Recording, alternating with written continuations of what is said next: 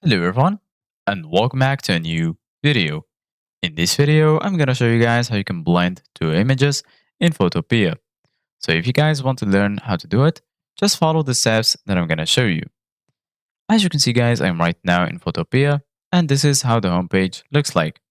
So right here in the left side of your screen, you're gonna find all of the sections. Right here, you're gonna find the home section, this device, Pia Drive, Dropbox, and so on.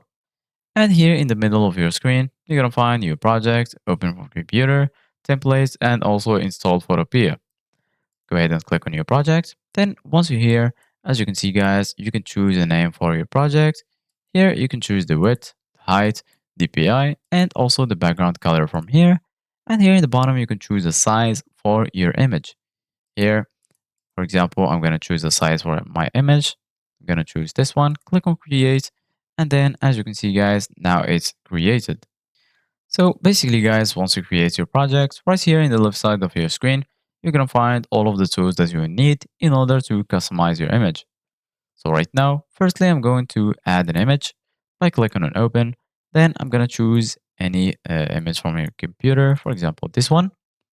Once you add it, if you want to add another image to blend it with this one, you can click on new layer and then a new layer will be added.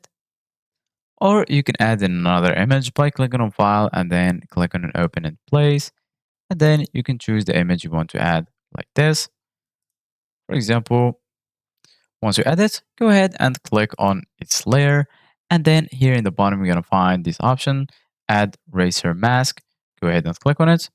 Then click on this tool, which is the gradient tool. Once you do that, go ahead and select the zone you want to fade like this.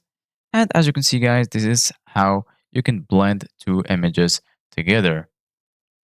Thank you guys for watching. See you guys in the next video.